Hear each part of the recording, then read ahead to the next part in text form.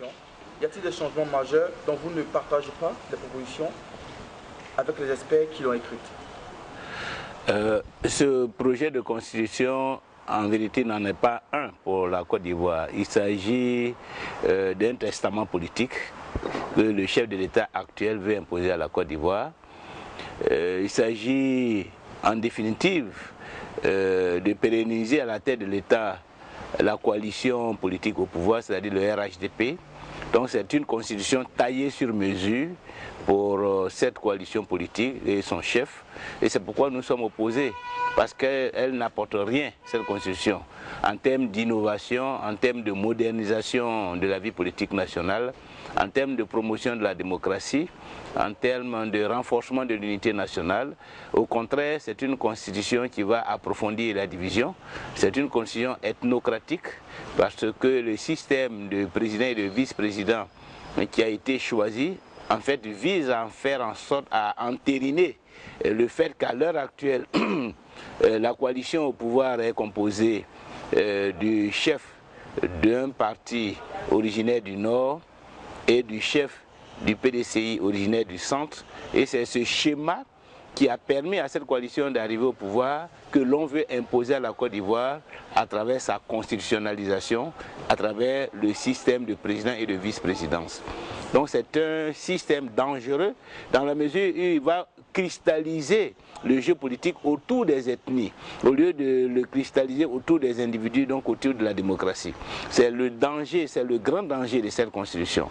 Ensuite, cette constitution nous fait reculer en termes de démocratie, dans la mesure où elle va instituer un Sénat avec un tiers des sénateurs nommés par le président de la République. C'est un grave recul par rapport à tous les efforts que nous avons entrepris depuis une vingtaine d'années pour démocratiser le jeu politique en Côte d'Ivoire.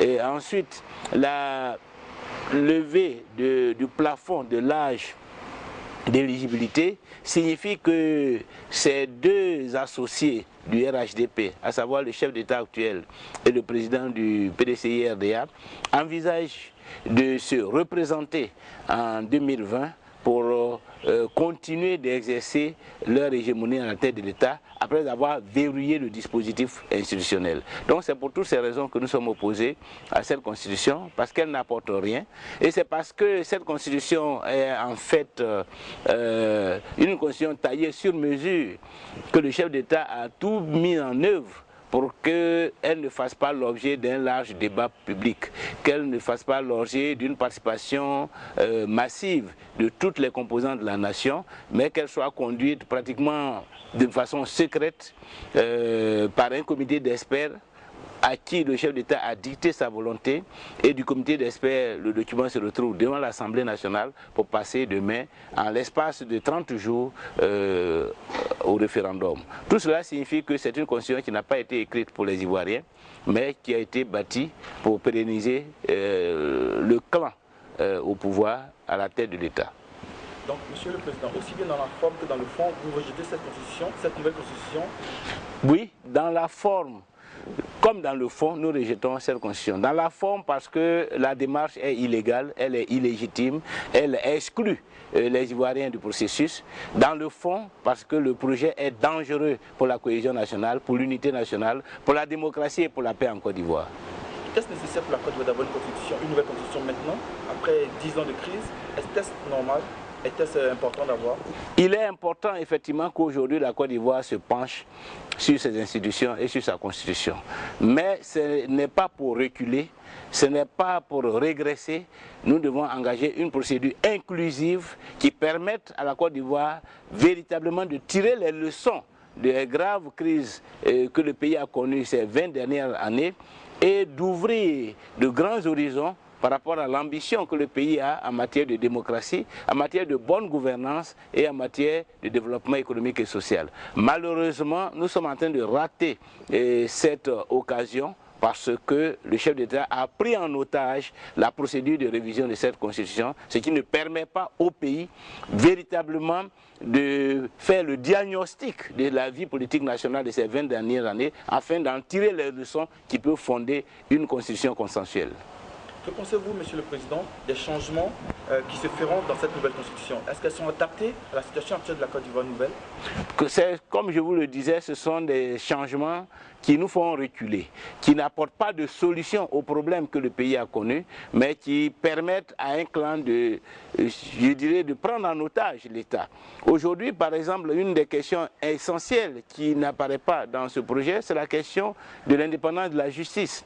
C'est la question de la commission électorale indépendante, c'est la question du Conseil constitutionnel. Ce sont des institutions qui étaient au cœur de la crise ivoirienne et qui ont besoin d'être réformées dans le sens d'une plus grande indépendance, d'une plus grande neutralité, d'une plus grande impartialité à travers la composition de ces institutions et à travers le mode de désignation de leurs premiers responsables. Malheureusement, ces questions-là sont absentes de la Constitution parce que justement, on veut continuer de les manipuler au service du parti au pouvoir.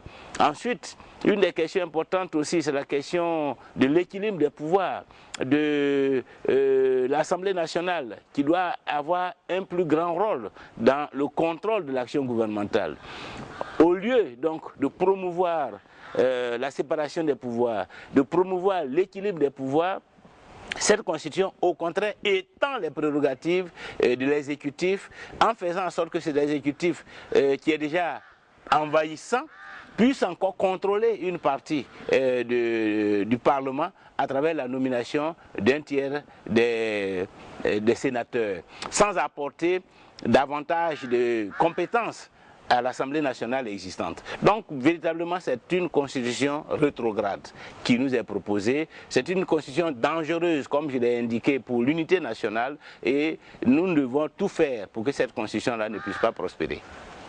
Allez-vous donc appeler à voter non à cette nouvelle constitution en gestation?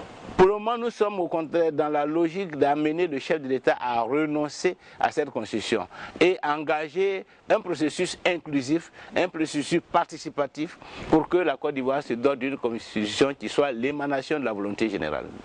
Pour l'instant, ce n'est pas le cas, selon vous? Ce n'est pas le cas, malheureusement, et c'est pour cela que nous avons appelé à manifester le mercredi 5 octobre prochain pour dire non à cette constitution, pour interpeller nos parlementaires, pour, je dirais, attirer leur attention sur le danger que représente cette constitution et pour les amener à prendre toutes leurs responsabilités afin d'être à la hauteur du mandat qui leur a été confié par le peuple. Monsieur le Président, nous avons entendu hier que cette manifestation à laquelle vous appelez pour demain a été annulée par les autorités ivoiriennes. Quelle est votre réaction? D'abord, les arguments qui ont été avancés ne sont pas justes.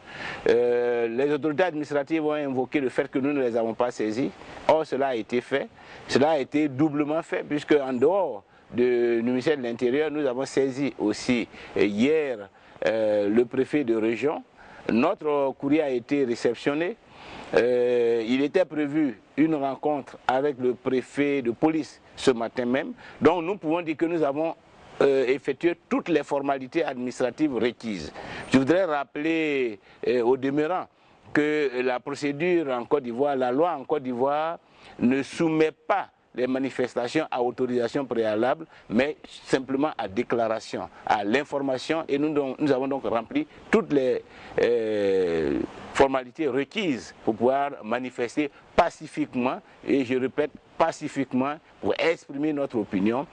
Or, le droit à l'expression libre est garanti par la Constitution, donc nous ne sommes pas en infraction ni avec notre Constitution, ni avec aucune loi de la République. Donc vous maintenez la marche pour demain? Le sitting pour demain est maintenu. Monsieur le Président, une dernière question pour terminer. Pensez-vous que cette nouvelle constitution qui est en gestation pourrait ramener la Côte d'Ivoire 10 ans en arrière, donc ramener encore une crise, être sujette à une crise encore? Mais elle est déjà la source d'une crise, dans la mesure où, avant même qu'elle ne naisse, elle est l'objet, cette constitution, de polémiques, de palabres et d'affrontements politiques. Et donc, cela signifie que si elle n'est pas changée, elle ne peut être que source de division. Est-ce que cette constitution en gestation ne porte pas en elle, on va dire, les gemmes de prochaines crises à venir pour la Côte d'Ivoire? Est-ce qu'une partie des Ivoiriens n'est pas exclue par cette constitution selon vous? Mais beaucoup d'Ivoiriens sont exclus de cette constitution. Si l'on bâtit un système sur une base ethnocratique, à savoir qu'il faut mettre un système qui permette à 2 régions qui sont potentiellement nombreuses de pouvoir gérer le pays, cela signifie que les autres régions sont exclues. Cela signifie que les individus sont exclus. Cela signifie qu'on ne fait pas la promotion des talents, des compétences, mais on fait la promotion des ethnies, des origines ethniques. Et c'est cela le danger de cette constitution. Donc elle ne sera que source de dissension, de rejet de la part des oppositions lorsque les Ivoiriens vont être confrontés à sa mise en œuvre. Et donc c'est pour cela qu'il faut y renoncer, parce qu'elle est dangereuse, cette constitution, pour la cohésion nationale. En tant que président de l'opposition, est-ce que l'opposition est unie face à cette constitution qui va être adoptée très bientôt? C'est la grande majorité des Ivoiriens qui se trouvent, je dirais, rassemblés dans l'opposition à cette constitution. Parce qu'en dehors de l'opposition qui a exprimé depuis plusieurs mois son opposition, son hostilité à cette constitution, et qui continue donc de le manifester, et qui certainement sera à nos côtés le mercredi prochain, c'est toute la société civile. Les différentes organisations de la société civile ont à plusieurs reprises attiré l'attention du gouvernement sur le fait que ces organisations n'adhéraient pas à cette constitution. Elles ont même engagé des enquêtes d'opinion, des focus groups qui ont conclu que la grande majorité des Ivoiriens n'apprécient pas, n'adhèrent pas à ce projet de constitution. Allez-vous voter non, personnellement, Monsieur le Président? Nous ne sommes pas encore au stade de vote et nous espérons que nous n'irons pas jusqu'au stade du vote de cette constitution, que les autorités ivoiriennes comprendront que le processus est mal engagé, que ce projet-là est mort-né et qu'il faut donc reprendre ce processus sur des bases consensuelles pour que tous les Ivoiriens se rassemblent autour de la nouvelle constitution à adopter en Côte d'Ivoire. Et si en dépit de tout, on est appelé au vote le fin octobre? Mais nous aviserons, de toute façon nous sommes dans le combat et nous ferons l'évaluation à chaque instant, les décisions adéquates pour continuer à défendre l'intérêt national. Merci, Monsieur le Président. C'est moi qui vous remercie.